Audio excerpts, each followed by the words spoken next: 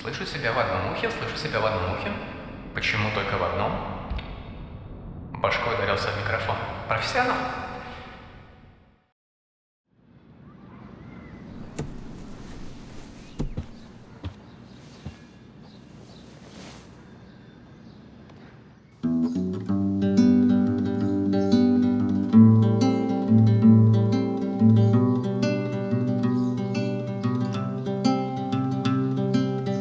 Для взрослых людей школьные драмы наверняка кажутся пустяковыми и комичными, предоставляя разве что ностальгическую ценность, ведь напоминают о молодых годах.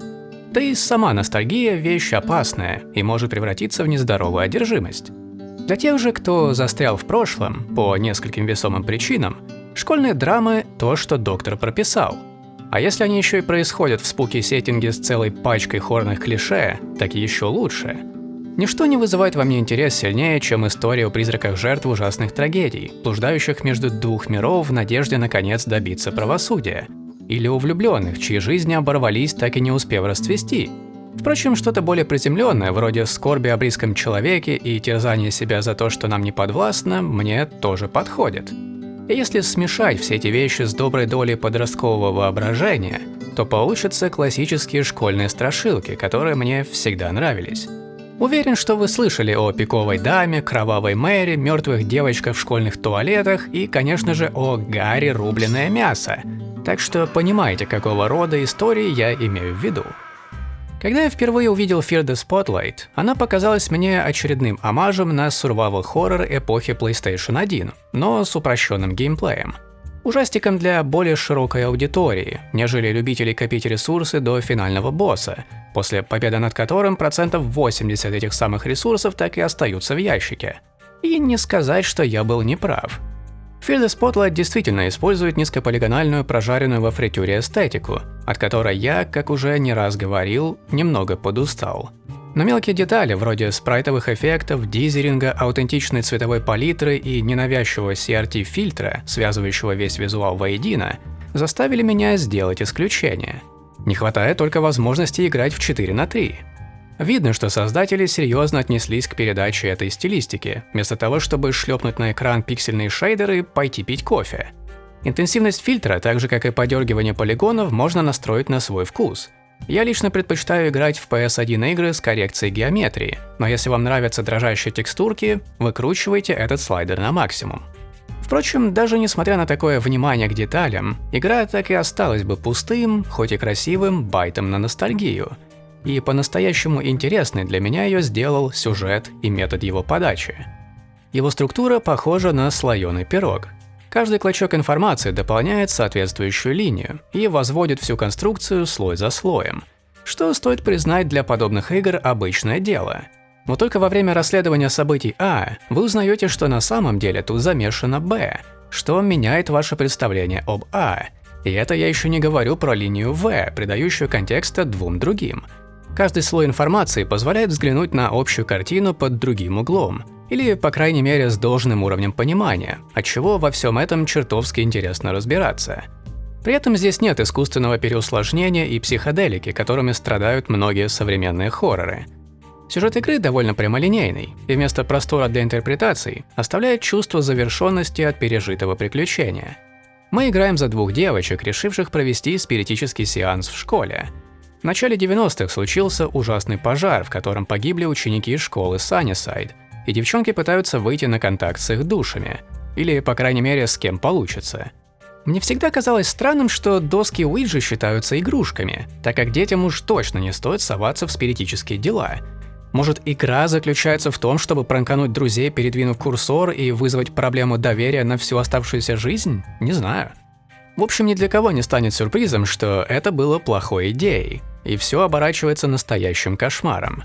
Хотя именно это помогает им разгадать истинную причину трагедии и попутно разобраться в собственных чувствах. Весь экспириенс, конечно же, дополняют головоломки, куда ж без них. Хоть они и находятся на более легкой и доступной половине спектра, им все еще удается удивить своей изобретательностью. Порой вам приходится разбираться, как работают приборы на ходу, ведь ни вы, ни главная героиня понятия не имеете, как они устроены. Само собой, только на первый взгляд. Бывает и такое, что план действий понятен с самого начала, но проделать его требуется в экстремальных условиях, что заставило меня хорошенько поволноваться. По большей же части загадки, правда, несложные. Их условия написаны почти что прямым текстом, не давая возможности все переусложнить и начать думать совсем в другом направлении. Здесь вы не найдете головоломки со знаками зодиака или пианино, как в первом Silent Hill'е. Момент с пианино тут, правда, есть, но он не идет в сравнение с тем, что пришлось пережить Гарри Мейсону. Fear the Spotlight была сделана с расчетом на более казуальных игроков, отсюда и упрощенные головоломки. Ну а хорошо это или плохо, каждый решит для себя сам. Главный челлендж, на мой взгляд, состоит в необходимости запоминать расположение важных объектов и как до них добраться. Для чего приходится подключать фотографическую память и делать небольшой бэктрекинг маршрута в голове. Локации в игре не такие уже большие, так что отсутствие привычной карты едва ли усложняет навигацию. Но придя в правильную комнату и применив нужные предметы, мозг все равно радуется такому свершению.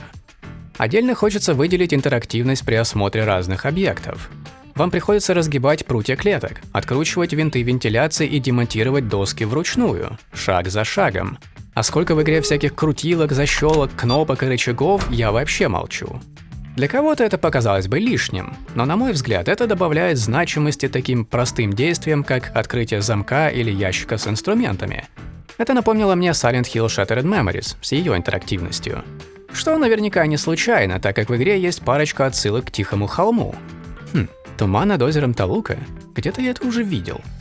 Что же касается основного геймплея, то это стелс-хоррор, в котором нужно избегать попадания врагам на глаза. К счастью, без надоедливых пряток в шкафу. Те, кто проходил DLC за Kidman для первого Evil Within, сразу поймут, как здесь все устроено. Обычно я не сравниваю игры друг с другом, но в том DLC тоже был преследователь с прожектором вместо головы, что показалось мне занятным совпадением. Стелс-хорроры имеют свойство быстро надоедать, особенно если забывают разбавить геймплей чем-то еще. И Fear the Spotlight это хорошо известно. Игре удается нащупать правильный баланс экшена и спокойного исследования, подобрав нужный темп. Разработчики знают, когда нужно дать игроку передохнуть, а когда стоит наоборот вырвать его из зоны комфорта для пущего эффекта. Несмотря на то, что условные правила игры остаются неизменными, она не становится слишком предсказуемой, каждый раз удивляя новым кусочком лора, ярким образом или внезапным появлением злодея. При этом не прибегая к помощи дешевых скримеров, что для невротика вроде меня очень важно. Факт того, что у вас достаточно здоровья, чтобы пережить 2 объятия с монстром, не делает встречи с ним менее стрессовыми. Хоть мне всегда как раз хватало целебных ингаляторов, я все равно съеживался, проползая под столами, избегая света демонического прожектора. В общем, даже при наличии большого опыта с этим жанром, да и видеоиграми в целом, Fear the Spotlight оказалась для меня приятной неожиданностью. Серьезно, я не ожидал, что она мне так сильно понравится. В последнее время я стал интересоваться более казуальными играми вроде point-and-click и визуальных новелл. Потому Fear the Spotlight с ее щадящим геймплеем подвернулась как нельзя кстати. Но больше всего меня впечатлило то, как игра следует своей визуальной и нарративной идентичности до конца, без натужного обмана ожиданий или популярной нынче пост-иронии. Как я уже говорил, это простая страшилка, какие принято рассказывать у костра за пакетом дешевого вина, подальше от родительского взора. При этом в ней достаточно глубины, чтобы держать интригу на протяжении всего прохождения. И я совру, если скажу, что ей не удалось пару раз пробить меня на эмоции. Мне нравится, как создатели показали сюжет от лица каждой из девочек, хоть и в главе за Эми чувствуется, что она была добавлена гораздо позже, потому что так и было. И тем не менее, в ней присутствует не только интересное изображение одержимости, но и более личная история, которая тронула меня на нескольких уровнях. Также хочется похвалить впечатляющий аудиодизайн и эмбиент, которые идеально передают мрачную абразивную атмосферу этой истории.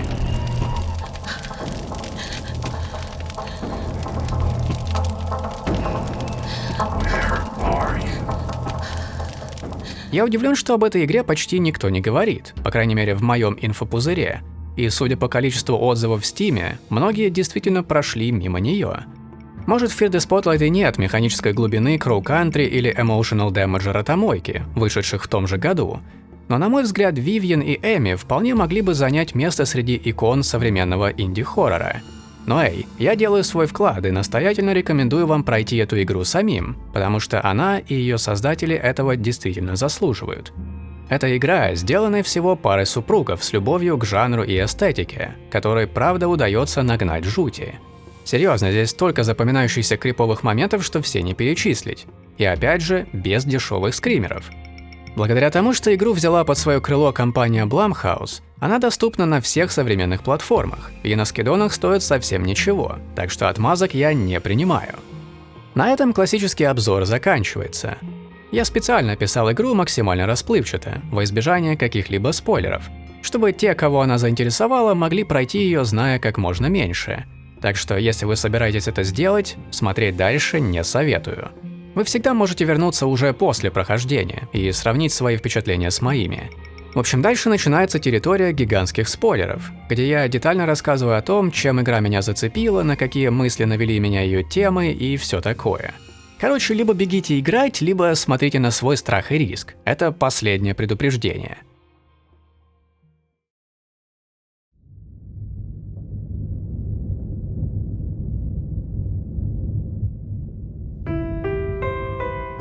Еще с самого детства мне нравилась американская культура. Конечно, со временем я успел 1000 раз в ней разочароваться, но некоторые вещи все еще вызывают во мне зависть. Например, методы преподавания в школах, а конкретнее система с занятиями по интересам. В подростковом возрасте у нас появляется тяга ко многим вещам. К атрибутам взрослой жизни, самоидентификации, адаптации, одобрению, иногда к саморазрушению. И, конечно же, к творчеству. К сожалению, в моей школе уроки музыки были направлены на хоровое пение, а не на музыкальную теорию или игру на инструментах. Театральные постановки были мотивированы возможностью безнаказанно пропускать уроки, а не увлечением актерским мастерством. Ну а сочинения по литературе нужны были только для того, чтобы поймать тех, кто вместо прочтения книги ограничился синопсисом на вики или киноадаптацией. И да, лично мне было впадлу делать оба варианта. И смотря американские фильмы и сериалы, я всегда завидовал тому, как персонажи могли выбрать занятия себе по интересу. Сколотить школьную группу и научиться играть в коллективе прямо на уроках музыки. Получить базовые навыки рисования для воплощения своих фантазий на уроках искусства. Развивать актерский талант, играя в кринжовых постановках драм-кружка. А иногда получить и более нишевые навыки, вроде видеопродакшена или программирования. Интересующие меня кружки существовали за пределами школы. Но в том-то и проблема, что их надо было еще найти. А если до них еще нужно добираться на транспорте? Нет, спасибо. К тому же и группы зачастую набирались из детей разных возрастов, и собирать роботов в компании бэбиков мне хотелось в последнюю очередь. Мне хватило и года сольфеджио с маленькими детьми, будучи 15-летним фанатом металкора. В общем, когда играю в какой-нибудь Silent Hill, Shattered Memories или Life is Strange, мне становится грустно, что у нас в свое время не было подобных опций. И да, это подводка к тому, что Fear the Spotlight снова натолкнула меня на эти мысли. На протяжении игры мы посещаем разные классы и взаимодействуем с их особыми атрибутами. Записываем дискету в компьютерном, читаем поэзию с прожектора в литературном, подключаем видик в классе музыки, чтобы сыграть 4 ноты как на кассете, и получаем домкрат в классе живописи. Ну знаете, потому что у искусства и поднятия груза вообще-то много общего, если так подумать. Очевидно, что я словил забористую долю рефлексии, обшаривая разрушенные школьные коридоры и помещения. И все же я не тоскую по самой школе как таковой. Помнится, учителя перед нашим выпуском говорили, что мы будем скучать по этим проклятым стенам, в которых провели 10 с лишним лет, подразумевая, что взрослая жизнь заставит нас осознать, какими простыми были эти годы в сравнении. Конечно, я вспоминаю те времена с теплотой, хоть и паршивых моментов тогда тоже было предостаточно. Но я не могу сказать того же о самой школе. Вообще, чем больше я задумываюсь над теми временами, тем сильнее убеждаюсь, что школы будто бы созданы для насилия. Закрыть под одной крышей десятки или даже сотни подростков с бушующими гормонами, разным воспитанием и характерами – действительно, что может пойти не так? Те же американские фильмы и сериалы дали мне понять, насколько серьезной проблемой является буллинг, и что я в свое время еще легко отделался. Первую половину игры мы копаемся в трагичном прошлом школы Саннисайд, что также служит окном в отношения между старшеклассниками. Зависть, ревность, пранки на грани шалости и насилия – все в таком духе. В причины буллинга Fear the Spotlight особо не углубляется, ведь мы и так знаем, что для жестокости детям повод не нужен. Скорее, игра задается вопросом, почему это сходит обидчикам с рук, рассматривая проблему со стороны динамики власти. Поскольку Вивьен и Эми переносятся в 1991 год, то бишь во времена до мессенджеров, подробности школьной драмы подаются через простые записки, которыми обменивались ученики. Таким образом, мы узнаем, что в определенный момент в школе появился новый учитель драматургии, мистер Крейн, принимающий свою работу очень серьезно. Настолько серьезно, что требовал непомерных усилий и времени на репетиции перед грядущим спектаклем. Очевидно, для учеников это событие было очень важно, потому между ученицами Хизер и Криси разыгралась борьба за главную женскую роль. Хотя, может, они просто хотели выступить в паре с самым популярным мальчиком школы Раулем. Хизер ненавидела соперницу еще до этих событий, потому закрыть Криси в туалетной кабинке и подговорить подруг вылить на нее ведро воды было лишь очередным способом унизить ее, показать, что та ей не ровня. Этот инцидент был по-тихому замят, потому что школьным властям не хотелось иметь дело с заведующим, подозрительно носящим ту же фамилию, что и Хизер. И да, о том, что он ее отец, нам прямым текстом говорят парой записок позднее, что меня, если честно, немного расстроило. У казуальных игроков тоже есть мозги, знаете ли. Благодаря старому доброму непотизму Хизер получает роль, а Криси отправляется на скамейку запасных. Правда, ненадолго, так как будто по закону мгновенной кармы Хизер ломает ногу. Она готова была поклясться, что трап у бассейна был вымазан какой-то маслянистой жидкостью, хотя ее следов обнаружено не было. Для Криси все сложилось как нельзя лучше. Главная роль в «Призраке оперы» и Рауль, который начал проявлять к ней интерес за пределами драм-кружка. Примерно в то же время она стала находить в своем шкафчике письма от тайного поклонника. Сперва она приняла это за ухаживание Рауля, но быстро поняла, что здесь замешана третья сторона. Этот обожатель будто следил за каждым ее шагом и видел Рауля преградой на пути к сердцу девушки. Когда парень исчезает без вести, Криси начинает подозревать мистера Крейна и, обыскав его вещи, находит жуткие доказательства. В рюкзаке учителя находится пачка ее фотографий, одна из которых будто бы сделана с обратной стороны зеркала в гримерной. И правда, за ним находится проход, ведущий в подземное логово учителя. Среди учеников ходили слухи, что в тоннелях есть глазки, через которые видно разные части школы, хотя на самом деле Крейн повсюду установил камеры наблюдения, в том числе и в самых уединенных местах. Ранее в записках упоминается, что несколько учеников залезли в школьную канализацию, где были обнаружены Крейном, и после этого тот пообещал следить за тем, чтобы такого больше не повторилось. Забота о безопасности была лишь ширмой, за которой скрывалась тяга к вуайеризму и извращенная одержимость. Узнав, что Криси известен его секрет, Крейн обрушил на нее висящий над сценой канделябр, из-за чего и произошел пожар 91-го. Став жертвой собственного гнева, учитель превратился в монстра с головой-прожектором и продолжил искать себе новую звезду. Не совсем понятно, почему он приметил именно Эми, но я полагаю, что яркий образ и сам факт того, что она была в школе новенькой, привлекли внимание Крейна. К тому же в ней были задатки звезды, так как она играет на басу и, по всей видимости, не прочь выступить на сцене. Возможно, ее любовь к потустороннему и увлечение оккультными практиками тоже сыграли в этом роль. Он начал проявлять к ней те же знаки внимания. Подложил любовное письмо в шкафчик, преследовал ее по школьным коридорам и следил за ней через камеры наблюдения. Но когда Крейн узнал о влюбленности девочек, в нем загорелась ревность. Это видно в том, как он заставляет Эми высмеять письмо с признанием, которое Вивьен намеревалась вручить ей, не в силах открыто сказать о своих чувствах. К счастью, этот кошмар в итоге приводит не только к откровению между девчонками, но и дарит неупокоенным душам желанное возмездие. После пожара школа начала испытывать нехватку учеников, а следовательно и финансирование, потому лишние скандалы ей были ни к чему. Таким образом, обнаруженный во время ремонта архив кассет Крейна был уничтожен и оставлен в секрете, так сказать, ради общего блага. После завершения работ Sunnyside High снова увидела приток учеников, и к 2010 году их количество побило прошлые рекорды. Тайна так и осталась бы нераскрытой, если бы девочки не пережили трагические события на собственной шкуре и не рассказали полиции о подземной берлоге Крейна и сокрытии улик школьными властями. Это снова возвращает нас к теме динамики власти, в этот раз между учителями и детьми.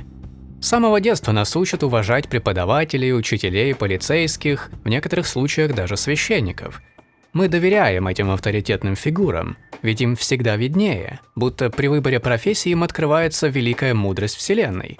«Слушайся старших, а не то у тебя будут большие неприятности, молодой человек». Но как быть, если учитель начинает злоупотреблять властью, использовать свой статус для воплощения своих больных фантазий? Наше послушание может обернуться против нас самих, а слепое доверие в большинстве случаев даже не позволяет это осознать.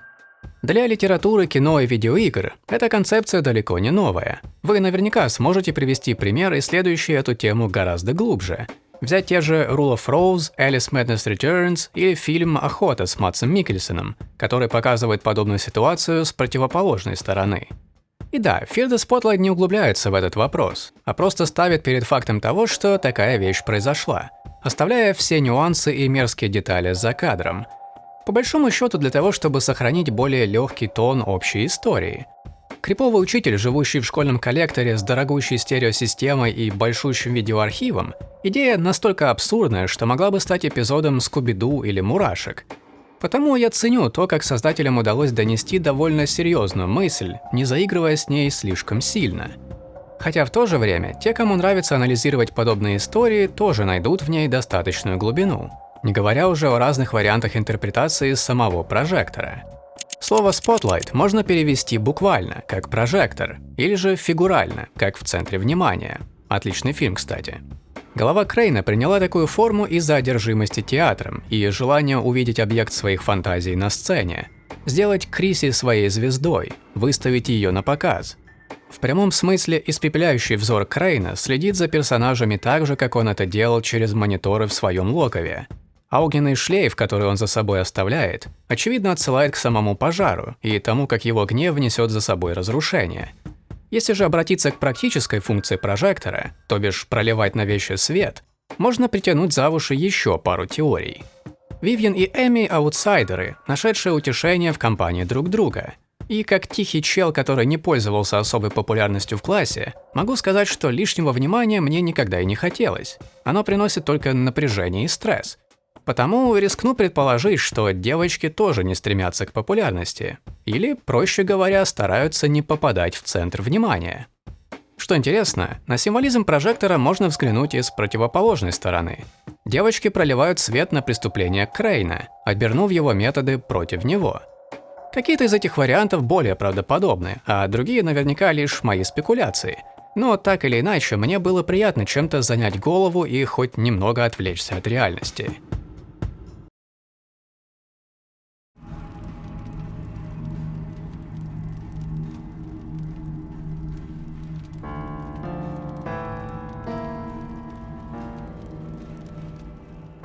Наверное, я никогда не устану от историй, в которых герои встречаются со своими страхами лицом к лицу и заново переживают травмы, чтобы в конце выйти победителями.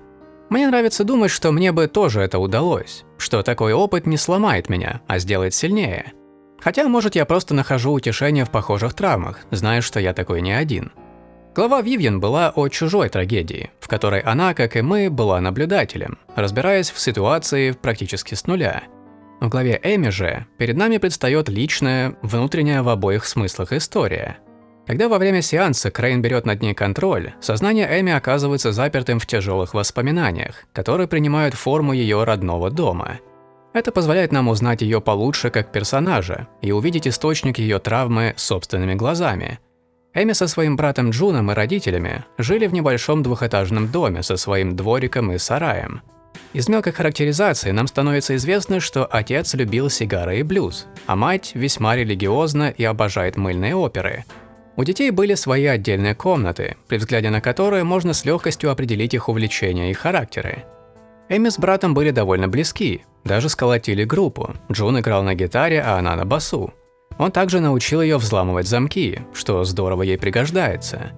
Кроме музыки, их объединяла любовь к видеоиграм, фильмам ужасов и пренебрежение возрастными ограничениями. Однажды Эми обнаружила переписку отца с незнакомой женщиной, в которой тот обещал уйти от жены.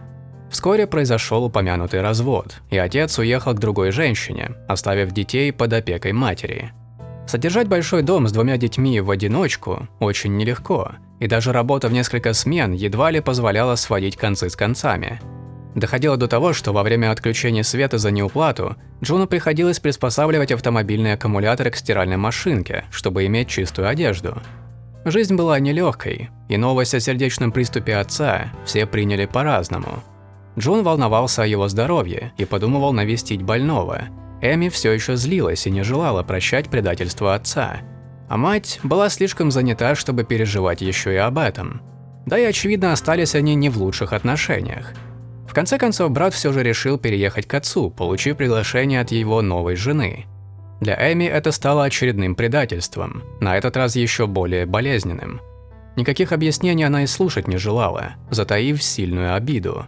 И как мы узнаем чуть позднее, эта обида перерастет в тяжкую вину. Пока мы вместе с ней исследуем дом комната за комнатой, одна гнилая доска за другой, периодически нам позволяют выглянуть в реальность через дверной глазок. Эми может лишь наблюдать за тем, как Крейн рушит их отношения с Вивьен, как подруга вопреки этому пытается достучаться до нее снова и снова, но безрезультатно. На мой взгляд, это очень интересное изображение одержимости. Вот что значит быть узником собственного сознания, обреченным только смотреть на то, как незнакомец управляет твоим телом, отбирает у тебя жизнь. Монстром этой истории выступает классическая женщина с длинными черными волосами, одетая в лохмотья. Она была антагонистом ужастика, однажды взятого Джуном на прокат, который оставил на детской психике Эми видимый отпечаток. Появление женщины всегда внезапно и грамотно выполнены, а хлюпанье, с которым она передвигается, очень клевая деталь. Мне показалось, что в ней есть какая-то доля матери Эми, а точнее того образа, который она запомнила, будучи еще ребенком. Грустная женщина, оставившая заботу о внешнем виде, слишком уставшая, чтобы любезничать с детьми. Она бесцельно бродит по дому, как призрак, соблюдающий рутину, возвращаясь домой только на ночь, чтобы утром снова отправиться на работу. Отсюда и обветшавший дом с его беспорядком. Да и то, как впервые мы встречаем ее в родительской спальне, я тоже считаю не случайным. Этот монстр тоже был создан Крейном. Он копается в чужих воспоминаниях, вторгается в личное пространство, манипулирует страхами Эми, чтобы держать ее разум в заперти. Но чем ближе она подбирается к развязке, тем слабее становится его контроль. Вездесущий прожектор легко разбивается, если потянуть за пару веревок, а хлюпающая женщина оказывается запертой на чердаке. Уже ближе к концу этой главы, когда вроде как на все вопросы нашлись ответы, происходит открытие, которое свалилось на меня как мешок кирпичей. Последнее голосовое сообщение доносит до нас новость о том, что вскоре после переезда к отцу несчастный случай унес жизнь Джуна. А узнаем мы это устами той женщины, что увела отца из семьи. Как говорил Solid Snake, God's got a sense of humor, all right. Из-за этого инцидента комната Джуна так и осталась в состоянии переезда, и Эми жаль, что она запомнилась ей именно такой. Поиски последней части пазла приводят нас на похоронную процессию, где сразу ясно, чье тело находится в опутанном цепями гробу. Прозвучит странно, но мне очень нравится, как показана эта сцена. Сначала мы, как и прежде, взламываем замки, только в этот раз это не просто мини-игра, стоящая на пути к прогрессу. Нас заставляют сомневаться в правильности наших действий. От нас требуют открыть гроб собственными руками, разворошить прошлое. Цепи слетают на пол, и мы тянем курсор, чтобы поднять крышку. Под нашими усилиями она начинает подниматься, мы затаиваем дыхание в подготовке к тому, что последует дальше.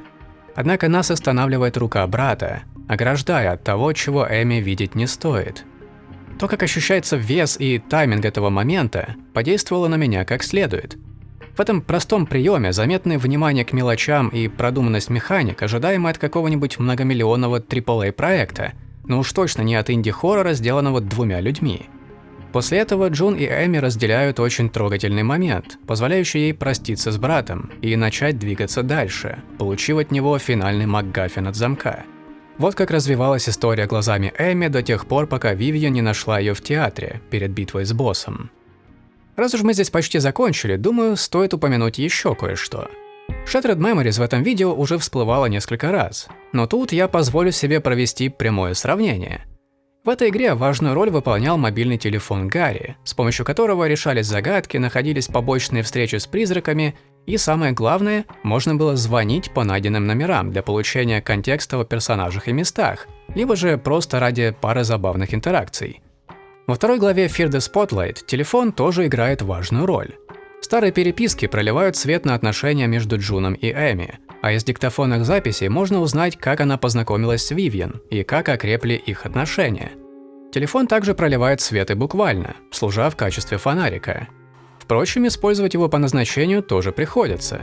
В ходе прохождения нам требуется звякнуть на пару номеров, чтобы продвинуться дальше. Мы находим путь в странном лабиринте, следуя за звуком телефона, или, позвонив в кабинет директора, отвлекаем учительницу и сбегаем из школы в конце игры. Есть что-то непомерно клёвое в использовании предметов из повседневной жизни такими креативными способами. Да и многофункциональность телефона придает обеим играм правдоподобности, независимо от того, какая сверхъестественная дичь происходит вокруг. Как было сказано ранее, я был удивлен тому, как сильно мне понравилась эта игра, и как быстро появился этот сценарий. Может, вы помните, как в моем видео про Murdered Soul Suspect я сказал, что та игра будто была сделана лично для меня. Так вот, с Fear the Spotlight вышла похожая ситуация. Первая глава напомнила мне о человеке, которым я был полжизни назад. Человеке, заработавшем гастрит поеданием чипсов, сухариков и прочей пакости. Посещающим школьную курилку просто за компанию, а костюм провонял потому, что другие ребята курили слишком близко. К счастью, у нас не было никаких странных учителей, живущих в школьном коллекторе, и даже каких-то локальных страшных историй, что меня всегда огорчало. Одного старшеклассника зарезали ножом, но в этом не было ничего сверхъестественного. Все же в том, что у меня возникла такая рефлексия, заслуга игры не такая уж большая. Для этого достаточно просто разместить события в школе, и мой мозг тут же начинает предаваться воспоминаниям. Скорее, это была интересная вариация на тему, что если бы призраки были реальны и действительно обладали такой силой, за что мы и любим всякую фантастику. С другой же стороны, глава Эми напрямую говорила со мной на родном языке. Мои родители тоже развелись. Я с детства любил фильмы ужасов и засматривал их до тошноты на батином DVD-плеере. Да и сам я тоже когда-то считал себя музыкантом.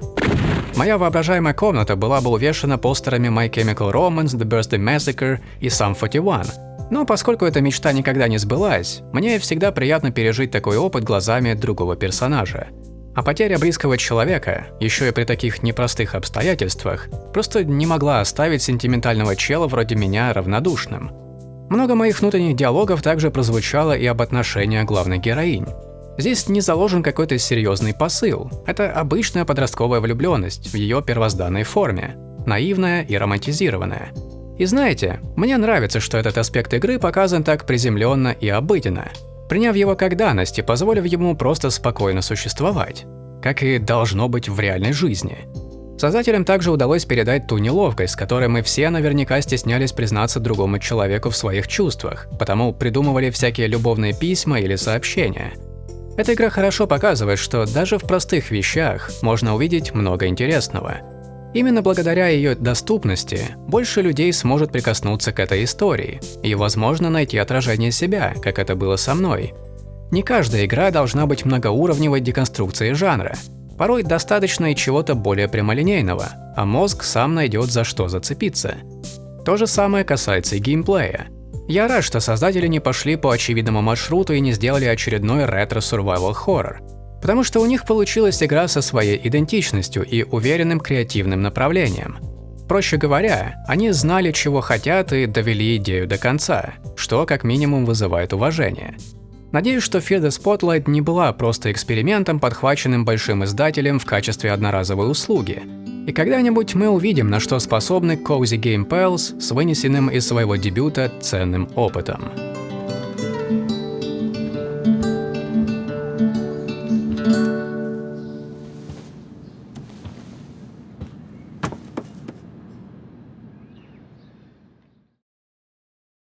Эй, спасибо, что досмотрели до самого конца. Большая часть этого видео была написана в тетради, как в старые добрые времена, и смонтирована в промежутках между продолжительными отключениями электричества. Именно благодаря отсутствию отвлекающих факторов я начал проводить много времени в своей голове, что не совсем хорошо, но, по крайней мере, я стал писать больше, чем когда-либо. Написание сценария для меня всегда было самой трудной частью процесса. Потому, выжимая из ситуации хоть что-то положительное, я прорабатываю разные идеи, которые давно пылились в моих секретных документах. Вот бы только было больше времени на создание самих видео, но приходится работать с тем, что есть. Выражаю отдельную благодарность спонсорам на YouTube, а также тем, кто поддерживает меня на Buy Me a Coffee. Если у вас тоже есть желание и возможность поддержать то, что я делаю, отказываться уж точно не стану. Иногда я делаю бонусные посты, и уже какое-то время пишу довольно большую статью про альбомы, которые помогли мне пережить 2025 год. Так что, если вам интересно, она выйдет ближе к концу года на Buy Me Coffee и Патреоне бесплатно, как и все остальное. На этом у меня вроде бы все. Еще раз огромное спасибо за просмотр, мирного неба вам над головой, и увидимся в следующий раз.